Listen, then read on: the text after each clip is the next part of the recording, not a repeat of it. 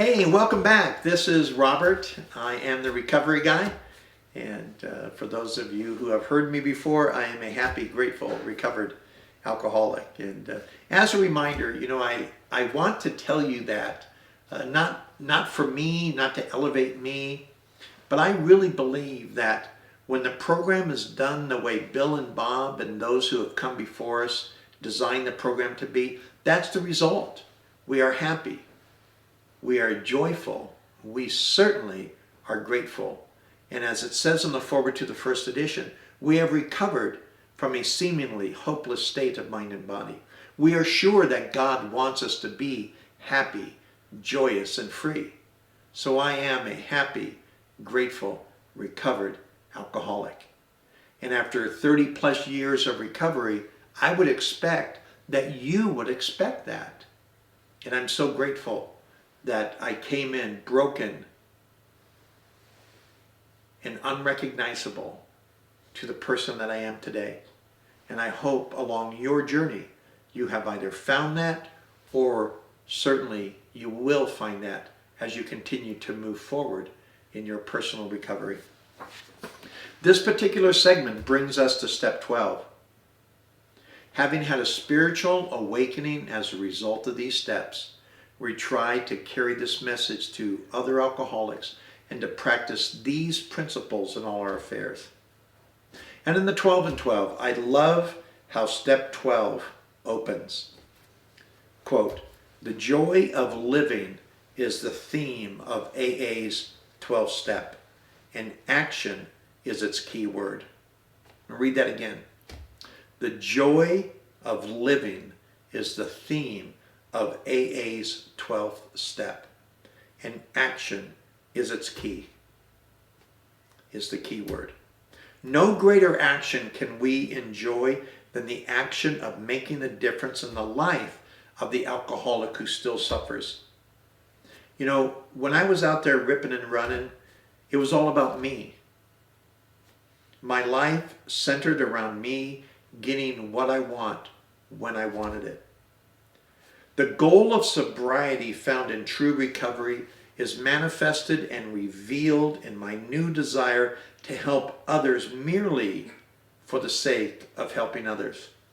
This is the bedrock on which step 12 lives. My desire to help others is what step 12 is all about. The 12 steps of Alcoholics Anonymous are designed to move us from a position of hopelessness and unmanageability and powerlessness over not only alcohol, drugs, or no matter what substance it is, but our life in general. We were a train wreck. I was a train wreck when I got here.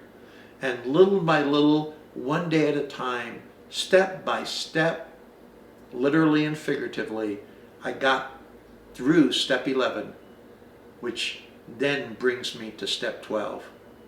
Because without the first 11 steps, step 12 is meaningless. I have to have had a spiritual awakening as a result of the steps. So by the time we get to step 12, the assumption is we've been fearless and thorough from the very start, that we have worked through the first 11 steps. That gives us the substance and the selflessness to effectively do step 12. So let's look at 3 areas where step 12 can make a difference for us and others. The first area is understanding the meaning and the purpose of having had a spiritual awakening. It's inconceivable to me that a person being painstaking and thorough from the very start would have not had the awakening by the time he or she gets to this step. Again, it is inconceivable that you have not had this by the time you get here.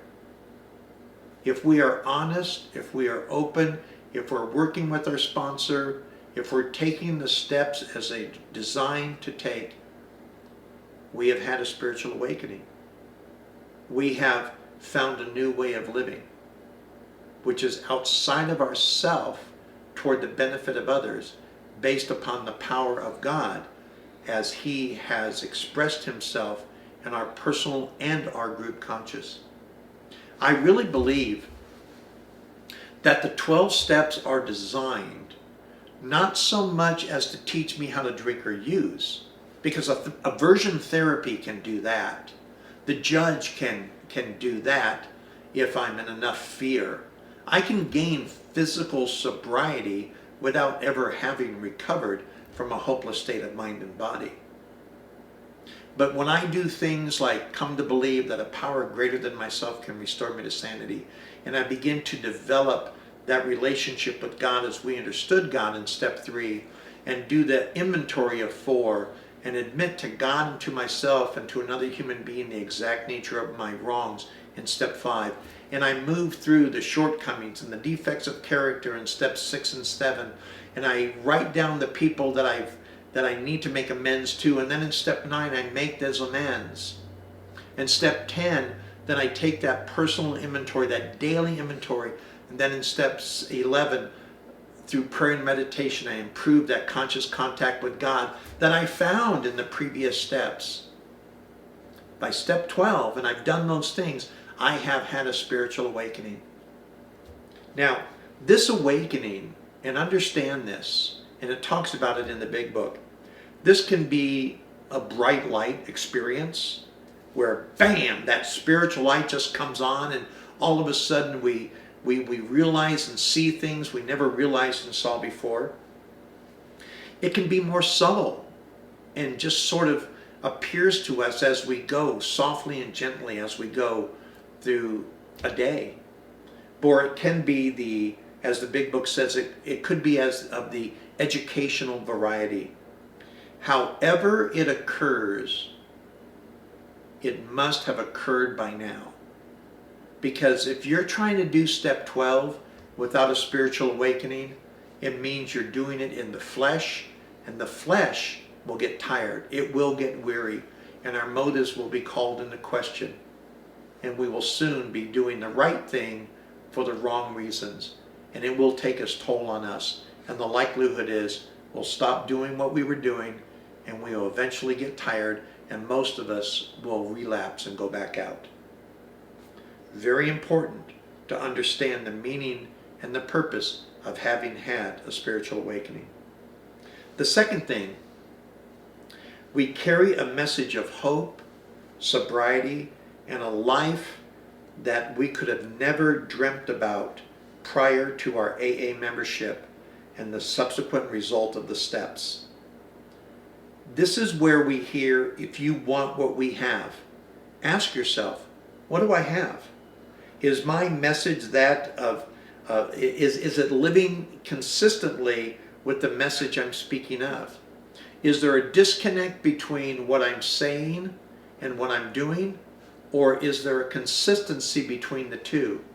Am I physically living the message that I'm speaking?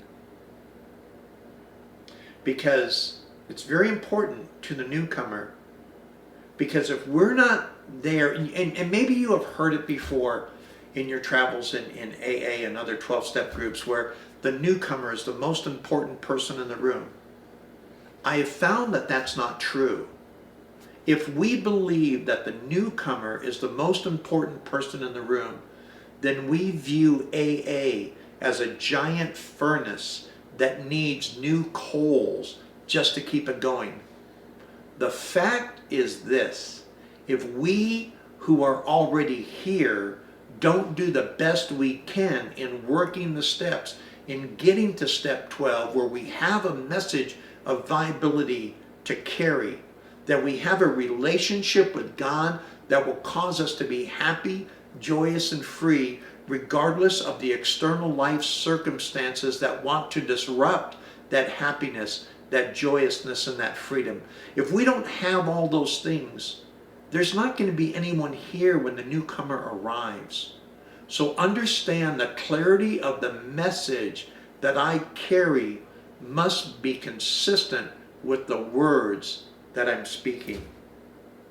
Thirdly, we must then practice these principles in all our affairs. Practice is an ongoing lifestyle that we must work daily on to improve our relationship with God, that we might become stronger in our newfound sobriety and thus be a greater value to those around us in and out of the rooms of Alcoholics Anonymous. You know, one of the things that Bill says, that we believe that this way of living has benefits for all. So when I carry my message of recovery, this new way of living that I have found through the program and the steps and watching you in your recovery, I take this into a world that's cold, that's harsh, that sometimes is unforgiving. And I carry this forgiveness as my code. Love and tolerance is our code. When I carry love and tolerance into the code, whether it's in the rooms of Alcoholics Anonymous or outside the rooms, I'm carrying a message that everyone can have a benefit from.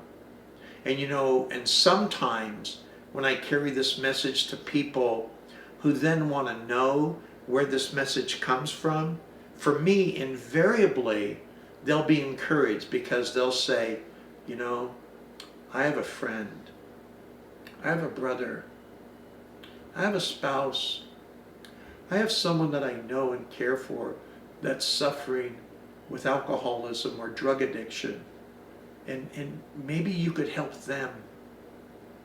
And when we carry this and they see the life that we're living is consistent with the life that we're speaking, we can make a difference.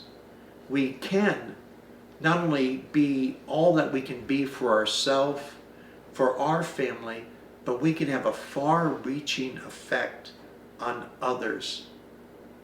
And what greater joy that we can find in recovery, that coming in, we've completely lived out our usefulness to others. And we can come and be rebuilt from the bottom up, from the inside out, that we would have this type of value to others. Then, and only then, are we fulfilling our purpose that God has ordained for us through the program of recovery.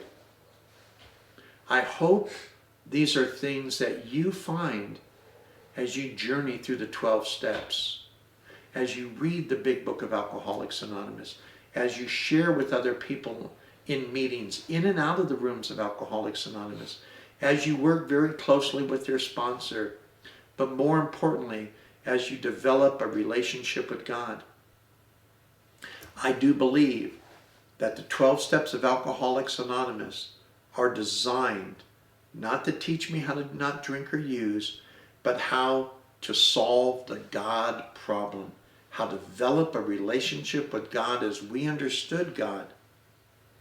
Steps 2, 3, 4, 5, 6, 7, 11, and 12. 8 of the 12 steps of Alcoholics Anonymous deal directly with God and me. So what do you think the 12 steps are about? Do you think they're about teaching you how not to drink or use? Or developing a relationship with God that based on that relationship with God, you'll no longer desire to drink or to use? And within that relationship with God, we find a new sense of purpose and power to carry a message of recovery to a lost and dying world. I hope you join us at Recovery Guy, because we can go from broken to whole. My name is Robert, and I am the Recovery Guy. Thanks for being with us today.